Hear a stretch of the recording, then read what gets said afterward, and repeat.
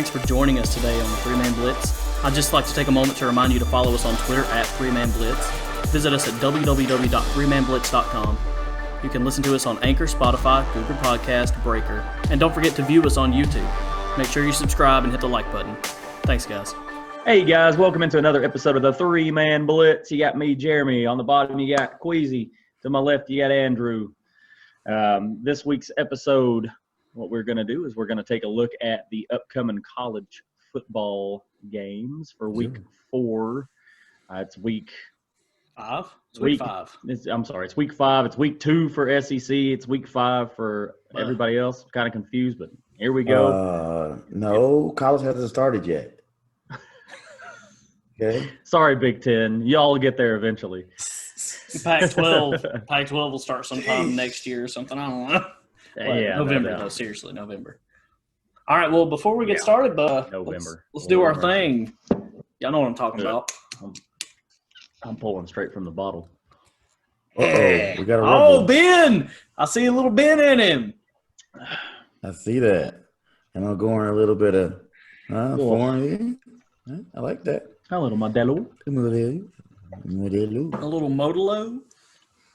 All right, guys. So I'm going to read off the spread on these games. You're going to tell me if you buy the spread and which team you're going to think is going to win, and we'll talk just a little bit about each matchup.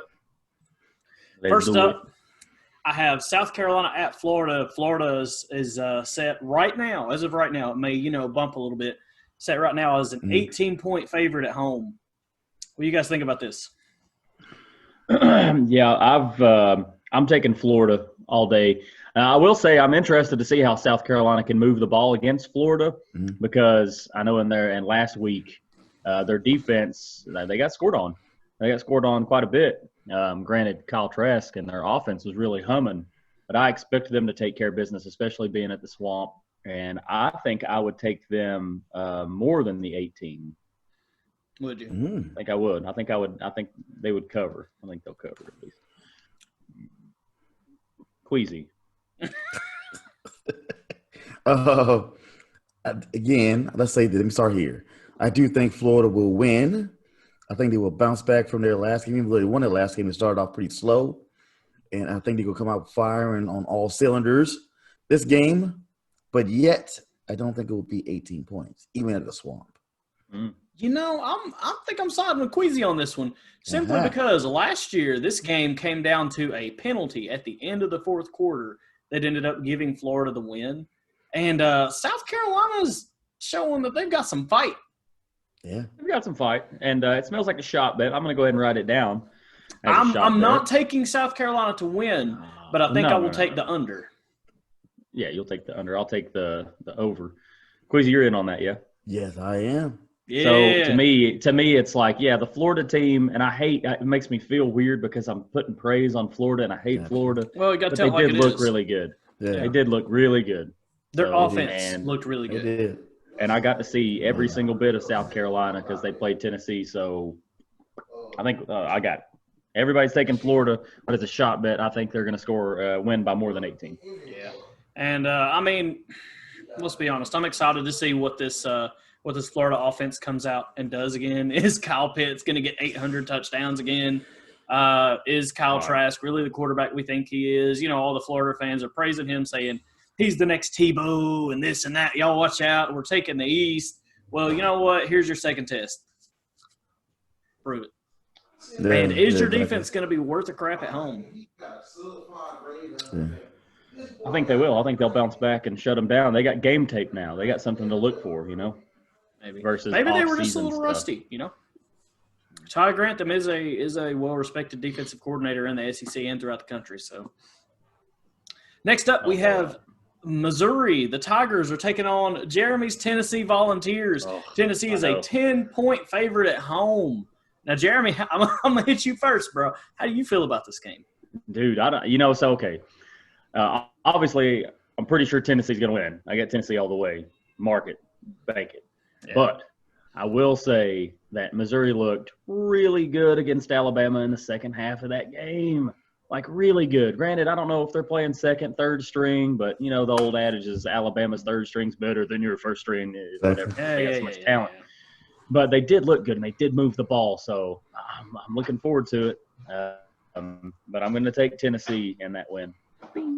But I'm nervous about it. A little nervous. I guess I'll take the Vols. I was going to take the Show Me State, but I'll take the Vols. But less than 10. Less than 10? Less than 10. Yeah. That's pretty bad. I could see that. Okay. I could see it being a 1-point game, 3-point, 4-point. We beat South Carolina before, so. But all jokes aside, this is the time for the Vols. This is the year for the Vols to actually try to do something in the SEC with the situation that's going on and everywhere. So. Well, you know the old Tennessee joke that a lot of us SEC fans like to make. This is our year. This is our year. 2020 is so messed up, like it's reversed, and it actually is. Yeah, I'm taking the Bears as well, and real talk. I think they'll cover the spread. I think they will. I think well, I was going to say, speaking of old adages, you're talking about Alabama's third string, blah blah blah, whatever. There's another one saying that between week 1 and week 2 is when you tell who your team is going to be. That's when they show their most improvement. And especially with the COVID situation we've got going on, Tennessee got out there. They knocked off some rust. So I think they're going to be a little more poised, a little more sharpened at home. And I think they will show us that they are worthy of their top 25 ranking and maybe even move up a few spots. I will say, before we move on to the next game, 2 points for the Tennessee game. 1, Cade Mays has been cleared. He will play. That's a 5-star offensive lineman. Had a ton of experience at Georgia. And then also I don't know. I'll take those. See, man. Let me say this much. What's the Tennessee quarterback's name? I apologize. Garantano. This has definitely got to be the game where he solidifies his position and show out. So if there's going to be a game, again, the rust comes off, got to come off after the first game. He's got to solidify you are the starter for this Tennessee group. And he didn't do terrible. Like, he had over 60% completion percentage, and he didn't turn the ball over, and he had 2 touchdowns. Like, that's not bad. He just missed open receivers, and he didn't do it when you really needed him to, move the ball. Anyway. Well, I feel like it's like when Felipe Franks was at Florida, and the stats didn't necessarily match the way you saw him play. You could look at the stats and say, man, he's great. And then you watch the tape, and you're like, oh. Gotcha. It might be one of those situations, but I'm sure he's got the other quarterbacks nipping at his heels, and the fans are ready to see a new face. So probably. He needs to step it up. All right, last thing, we'll move on. Tennessee won against South Carolina. We covered. We were supposed to win by 3, won by 4, and then we dropped 6 spots in the polls. So little motivation possibly. And I didn't even notice that. Jeremy actually pointed that out to me when I was doing my little recap on the polls, but that's interesting to say the least. Maybe it's the way in which the spread was covered, because it wasn't a beautiful game. It was not. Okay, moving on to our next SEC game. We've got Texas A&M at Alabama. Alabama is a 17.5-point favorite. And I will be taking the Tide on this one. Now, I've not set sail on the Texas A&M ship yet. Like I was saying, knocking off the rust. There are a couple other teams we're going to talk about that definitely have knocked off some rust too, and maybe they'll be a little different, a little better this week. But I still say they got a shot. But I will say that if Jimbo doesn't come into this game and his boys bite, that I think his seat's warming up, man. I think his seat's warming up. This is supposed to be the year for Texas A&M. They had so many returning starters on offense and defense. You've got the most experienced quarterback in the SEC. Like, it's time to roll. At least finish second place in the West, And I don't even think they'll do that. But I've got Alabama to cover the spread on this one. Yeah, I'd have to take Alabama as well. And I don't have the optimism. I'm about ready after watching them play Vandy. Like, go ahead and put it there. I don't think Jimbo's quite on the hot seat per se. And Texas A&M, I mean, they may bounce back, but it didn't look good. It didn't look good at all. And you're coming in and, speaking of what, you're playing who? Alabama, and they did look good. I think they continue to put it on them. And I don't think it's pretty. I'd also take them to cover. Well, I'm going to be the rebel this time. This is going to be the upset of the week. Oh. Texas A&M will defeat Alabama in their did they have a goat or something? Yeah. They have an elephant buried at the 50-yard line. Oh wow, Queasy! I'm not even going to ask you to shot bet this one, bud, because that's a stretch. No, I'm serious about this. I think this will be a bounce back game. This was supposed to be a very good year for Texas A&M, not a great year, but of course they have it in a strong conference. It was supposed to be a good year. I think Alabama will be overconfident coming into this game. Those veterans that the Texas A&M have will step up, and the coach's speech at the beginning of the game will pull them over. I'm more worried about a speech at halftime. What's it going to be? Is it going to be a good job? I'll say they'll win. I'll say Texas A&M. I mean, we'll see. It really depends on Keller Mond, their quarterback. I expected if you go back and watch our Texas A&M breakdown, we expected a lot out of this team. And you remember me saying whenever we did that breakdown, this is the year where he's got no excuses.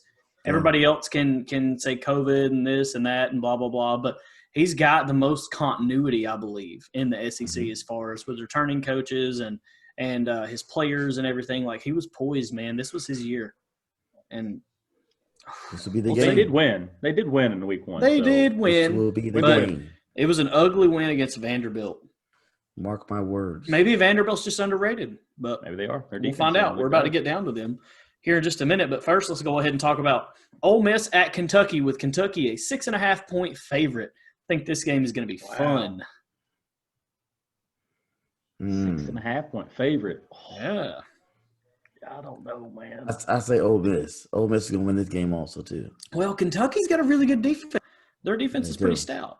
They were holding up pretty good against Auburn. Ole Miss offense looked pretty good, too. It did. I don't know about Kentucky's secondary against Ole Miss. And that offense, I don't know, man.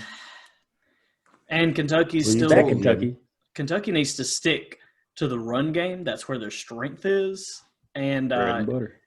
But if this – I could see this game getting out of hand, though. So, I think this will be my upset. This will be my upset. Man, now you make me feel like we're all taking the same people. What were you going to take Ole Miss too? I was going to take Ole Miss too, man. I really think that Lane Kiffin's offense can take them, and they're so one-faceted but you know what? that the defense is set to stop the run. Bob Stoops, man. Bob Stoops. He's a good coach. He's a good coach. I'm still taking Ole Miss. For the sake of argument, I will take Kentucky because I was on this one anyway. I will go with the Cats. Good. I'm glad somebody did. I'm not even going to say they covered the spread, but I'll take them for the win. The Blue Cats. Them Blue Cats. All right, next game. Oh, next game we have. Let's see. LSU at Vanderbilt. Speaking of them Commodores, with LSU being a 20-point favorite, give me the under. No. I'll take the under, man. I'll take the over. LSU Shot bet. Yeah, definitely. I want in on that as well. I think LSU is going to do it. And you're only doing that because they lost to Mississippi State in that air raid. No. I'm not only doing that because they lost to Mississippi State. You're doing it because of Vandy defense as well? Well, do you remember the Vanderbilt LSU game last year? I do. They let Vanderbilt run all over them. Absolutely, and LSU only pulled it out because their offense was just so high-flying. They don't have that high offense. They don't have Jamar Chase, and Vanderbilt's at home. I would say Vanderbilt shows up and surprises us. I don't think they're going to win the game by any stretch of the imagination, but I think we're going to look at the final score at the end of this one, and we're going to have to do a double take. Like, wait a minute, is that right? Did I read that backwards? Yeah. I'm taking the under on this one for sure. Well, I think they're going to come out pretty perturbed as far as LSU. Come out pretty perturbed. We're all taking LSU, right? Yeah. The last game, and they're going to show and dominate who they are. Well, and they better. I tell you what, if they come out and it's a real close game, or somehow Vandy pulls it out, LSU's in complete freak out mode. You say that, but if Vanderbilt held Texas A&M to a real close game, and then they hold LSU to a real close game, are we looking at Vandy and giving them a round of applause, or are we looking at these two other teams and being like, y'all? I'll tell you what, I would take the Vandy side of that if they keep it to a really low score, because Texas A&M was really low It was. And if that's the case, I would take their defense over the other team's offenses because LSU put up a lot on Mississippi State. They just couldn't keep up. Yeah. Stop them. Well, let's go Doors. I'm rooting for you. But, moving on. We have 2 games left to really discuss in depth, and we're going to talk about a few more on the slate that you're going to want to keep an eye out on. We have Arkansas at Mississippi State, with Mississippi State being a 17-point favorite. 17. Okay. See, let me throw you this. Are they going to keep throwing the ball as much if they don't have an opposing offense that can keep up like LSU? Are they still going to – I don't know it's an air raid offense, but are they just going to keep throwing the ball even with like a huge lead? He's not just going to all of a sudden start running the football because the other team can't keep up. Yeah, I mean, he's going to keep tossing it. You want to run the clock out, right? Maybe if it's fourth quarter, but at that point, maybe if they're up like 80-0, maybe they start doing like a run and attack. But they're an air raid. They're not just going to go start switching and running a ground and pound because they feel sorry for their team. No, I mean you're gonna want to wrap the game up and get it over with, man. No, I feel you, but still, they're air raid. Like I'm saying, if it's fourth quarter, yeah, you might see them run. They ran a little bit, but let's play a game here, gentlemen. Let's take an over/under on the pass attempts by Mississippi State. Let's get a fair number. What are you going to set it at? They 50? threw 60 times. 60. He threw 60 last week. Yeah. They won't have to do that against Arkansas. I'll say over 40. I was thinking 40 was a good number. If it's 40, I'm going over for sure. I would take the over on that too. What about 50? I don't know. That's pretty close. 45. Yeah, I don't know. I'd probably still go over until I see it go under. It's an air raid offense, so I'll take the under on 50. And you're talking about in the game, right? You're not talking about by Costello because they might be. No. In the game, they may change quarterbacks, whatever. I think I will take the under on 50 pass attempts versus Arkansas. Are we shot betting? I'll shot bet that. Over. Queasy, you in on that? Sure. You going the over 50? Yeah. So are you going under? Over. He says, I don't care. Just pick one. Yeah. I just want to drink. Yeah. All right, but we're all taking Mississippi State? Yeah. Yeah. And I would definitely take the over on this game as well. Yeah, 100%. Yeah. Mississippi State's defense, I think this is kind of going to be a real test for them. I'm not sure that they really would have stood much of a chance against an LSU offense, with them trying to probably implement some of the same play styles that they were last year. But at Arkansas, with a mediocre run-of-the-mill SEC offense, I think we're actually going to see what this defense is made of, see what they can do, see how low of a score they can hold Arkansas to. Which, if this air raid works out like Mike Leach wants us to, then Arkansas will have quite a few possessions. So we'll see. Felipe Franks may have over 50 pass attempts trying to keep up. Whew. All right, next game. Bam. The one you want to talk about anyway, Andrew. Let's do it. The last game, the primetime, the college football showdown of the week. Auburn at Georgia with a 6.5 point spread in Georgia's favor. Not even a touchdown. I'm going to let you guys speak. Yeah, so I'll take it. I don't care. I would give Georgia the edge in this one simply because of their defense versus Auburn's offense. I really like Bo Nix. I think he's a really good college quarterback. And, of course, everybody's really freaking out over watching Georgia's offense and what they put out in that first half of the game. But if you take the first half out and you just look at the second half with Stetson Bennett, he looked good. He was like 20 of 29, 2 touchdowns. He looked fine. He ran back to a little bit conversion. Yeah, there you go. You got a little bit more run and attack, a little bit more balanced. He just has to be accurate. You just have to move the sticks.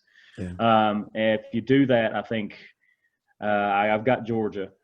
I'm not touching the spread. I don't know how much it might be by 1 point. It might be an overtime game. I don't know, but Georgia better win this game. Yeah. Yes. They're going to be freaking out. Well, this is I will say this is a early season like playoff game for both of these teams. Because if you don't pass this one, your path to the playoff just got like 10 times harder. For sure. Like at that point you have to start on other teams to lose and things to happen outside of your control. So, Yeah. Queasy, what you got, brother? I got Georgia in this one. I do got the over. I think the defense will step up and shut Auburn down. But so I got the over. Maybe by 10. Maybe 10, but instead of 6. Yeah. I mean, I don't think our offense is going to be super high flying. I'm not counting on watching the same offense this week that we're going to see by like week 6. I think that it's going to have, upgraded and progressed, and the playbook's going to open up a little more. But I think a lot of it depends on how many quarterback changes we have to make within the game, whether or not we'll win. That's one of my keys. But I am tempted to take the over only because Auburn's offensive line does not look good. Their offensive line is weak. They can't get a run game going behind the offensive line. And where they're weak is our strongest point of attack, our defensive front seven. D-line. No. We are absolutely loaded at our front seven. We have like 13 guys that we rotate in and out, keeping them fresh, and they're all like 5-star studs. So if we can get at Bo Nix and get a couple sacks, I think that'll help. But with our offensive struggles, it makes it hard to take this over. Another question that I have, though, I'm going to go ahead and mark me down as the over. I'll take it. I'll be optimistic. But who starts at quarterback, do you think? If they don't start Stetson Bennett, if I would imagine they would start JT Daniels if he's medically cleared. If he's not cleared, if he's cleared and he's good to go, I expect him to be under center and shotgun, whatever. If they start DeJuan Mathis, you guys have a big problem because that means the coaching staff really believes in him. And I'll tell you, from what I saw, I wouldn't let him touch the field in mop-up time until next year. He looked that bad to me. Well, yeah. And I would agree with you, but a lot of the things that we saw, and this is kind of something that Kirby Smart reiterated in the press conference, was it wasn't just him. It was the entire offense as a whole just absolutely screwing everything up. Guys not running the routes correctly, the center messing up snaps, too high, too low, off to the side, all sorts of things. The line not holding up well. So, I mean, I'm not saying he's not to blame. I'm not saying that he didn't have a poor performance because he did. It was not a great debut for DeJuan Mathis. But I also think even though JT Daniels is clear to play, I think Stetson Bennett proved that if you give him the keys, he can go out and manage the heck out of these weapons. And all he's got to do is just distribute the football, and he did that well. And I think he did it very well. I think he'll be the starter for this game. I think that'd be something I'd like to see. Stetson Bennett, former walk-on, man, let him have it. Wow. I think if you're a good coaching staff, performance speaks. Yes, more than anything else. I don't care if he was a great walk-on, terrible in practice, blah blah blah. How many times have you heard the narrative of he does really good in practice? He does really good in practice, and then when he gets in the game, it's like I don't know, he just wasn't clicking today. And you're like, yeah. Who cares what he does in all those times? The game's what matter. Yeah, the W's. You got to get wins. Stetson Bennett, 2029, DeJuan Mathis. All right, guys. Well, we've covered all of our SEC games. Jeremy, didn't we write down a few that we kind of want to fire off real quick? Yeah, just a couple of games of interest for the weekend. You got TCU at Texas after Texas' high-scoring overtime game with Texas Tech. And that's Texas sitting at a 13-point favorite. And honestly, I take TCU to win this game. Wow. TCU is always tough, man. But Texas came out pretty strong in that first game, so let me stick with Texas. TCU's won 7 of the last 8 meetings between these two teams. Wow. I think they're just absolutely just being outcoached. I really like that quarterback of Texas. Ellinger. Yeah. What's his first name? His Sam, name's escaping Sam me. Ellinger. Sam Ellinger, yeah. Sam Ellinger. I talked about him earlier in the offseason and Texas. I think I would also side with Texas on that one. Yeah. Shot bet? Let's do it. All right. Mark me out for TCU, my friend. Straight up. I did. Queasy, you in on that, bro? Yes, sir. All right. The next game of interest, just because it's an armed forces game, is Navy at Air Force. Again, those games may not draw a ton of attention, but they're always really good, hard-fought games. They are. So they may not be top 25 matchups or anything, but Navy is a 5.5-point favorite. For seeing that tackling fiasco that I saw in week 1 I would absolutely take Air Force on this all day long. It wasn't pretty. Navy was ugly, man. I'm not touching that game, though. I'm not touching it. Who would you take, Queasy? Navy, Air Force? Probably Navy, I guess. Yeah, I don't know. I don't know what I'd take. Yeah, Air Force, screw it. Yeah. And maybe they air it out. I don't know. The next game of interest for the nation, for real, is Oklahoma, Iowa State. Oklahoma, after just losing the lead and losing the game. Yeah. Spencer Rattler throwing his 3 picks. Yeah. How do they respond? And Iowa State's no slouch. As I was just about to say those exact words. I always say it's no slouch. They've been known to beat big teams. So that's right. This will be another tough opponent. And they're playing Iowa State, too. No doubt. I would take Oklahoma in the game because they were taking care of business in the first half. Yeah. And then they just kind of – Spencer Rattler didn't take care of the ball, man. He did not. Too many turnovers. A lot of the coaches would say you can't turn the ball over that many times and win. I will also take Oklahoma. Yep. Oh, wow. The next and last game we have written down as point of interest for the weekend is Texas Tech at Kansas State. So Kansas State, of course, is the team that just beat Oklahoma, and Texas Tech was involved in that real high-scoring affair with Texas. Yeah, I think another high-scoring game. Man. I'm going to say Kent State. I'm going to say Kansas State. Yeah. I'm going to take Tech. I'm going to take Texas Tech. I think that they'll be able to pour it on them. I'm with Queasy. I'm with Queasy. I'm right. taking Kansas State. Yeah. All right. One more. I just noticed this one, and I missed it earlier. Let me throw it out real quick. Memphis at SMU. Ooh. With Memphis as a 1.5-point favorite. I believe it is the closest spread we have. Baylor and West Virginia would be next, with Baylor a 3-point favorite. But I would have to stay with the in-state here and roll with Memphis in that game. I see Memphis, yeah. Memphis has looked good the past few years. They won their conference last year. I'm all about the Memphis Tigers. I think they could take a couple of SEC teams. Really, they're tough, man. They probably could. And give them a run for their money at least. Yeah, good football is good football, man. Good football, baby. You don't have to be loaded with 5 stars. No, speaks a lot. Y'all got anything else? No, man. I'm just so glad we got football back. No doubt. Who's Michigan playing? They aren't. Not this week. So sorry. Dust in the wind. But they're coming. It's coming. They'll play soon. Mm-hmm. All you big. They're gonna have to do something to get out there. Big Ten. They're gonna have to do something to get out there and bump that ranking up. They're pretty low in the top 25, and I'm looked at it and I'm like, I don't know. Yeah. They're gonna have to. So we got a 3-game season, so we'll be good. 3 games. All 3 against Ohio State. You know what I'm saying? We won't be good then. Jeez. That'd be rough. All right, guys. As always. Yes. Go for 3. 3, baby.